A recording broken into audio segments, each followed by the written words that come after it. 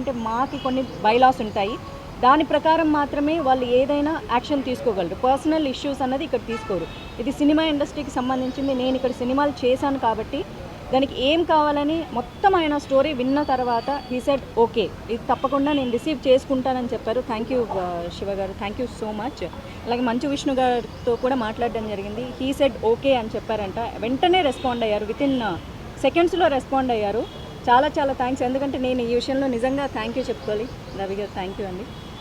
Because నేను చాలాసార్లు cinema industry మీద ఎన్నో విషయాల మీద నేను చాలా హార్ష్గా మాట్లాడడం కూడా జరిగింది. కాకపోతే ఇండస్ట్రీ ఒక్కటే అనుకుంది, మాధవి ఎప్పుడు మాట్లాడినా కఠినంగా మాట్లాడుతుందేమో కానీ బట్ రైట్ టాపిక్ మాట్లాడుతుంది మా అమ్మాయి అనుకున్నారు. అందుకే ఈరోజు మా అసోసియేషన్ కూడా స్పందించింది. నేను నిజంగా మనస్ఫూర్తిగా థ్యాంక్ యూ చెప్తున్నాను. ఎందుకంటే మాధవీలత అనే అమ్మాయి ప్రజలకు తెలిసింది సినిమా ఇండస్ట్రీ ద్వారానే. ఆ రెస్పెక్ట్ నాకు ఎప్పుడు ఉంటుంది. ఈ రోజుకి నేను ఈవెంట్లు చేయగలుగుతున్నా, డిజిటల్ యాడ్స్ చేయగలుగుతున్నా కేవలం సినిమా ఇండస్ట్రీ వల్లే. నాకు మనీ వస్తుంది, నేను బతుకుతున్నాను. జాబ్ ఉన్నా ఇది కూడా నాకు బ్రతుకు తెరువుకు నాకు చాలా అవసరం అవుతుంది.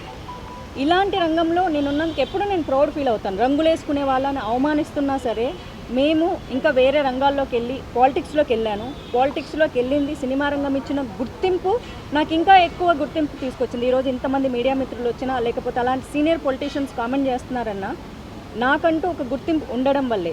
కానీ పదే పదే ఇంతకుముందు ఇప్పుడు రేపు పొద్దున కూడా స్మృతి ఇరానీ గారు కూడా అన్నారు, మేము సినిమా వాళ్ళం అయినందువల్లే మా విధానాల గురించి ఖండించాలే తప్ప మా పాత్రలో లేకపోతే మేము సినిమా యాక్టర్లను మమ్మల్ని పదే పదే క్యారెక్టర్ అసాసినేట్ చేయడము అన్నది కరెక్ట్ కాదు అని.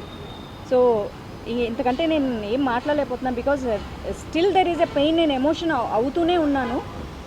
ఏడ్చి పెడితే నేను చాలా వీకర్ అనుకున్నా. I'm not weaker, I'm a fighter. నేను ఫైట్ చేస్తాను.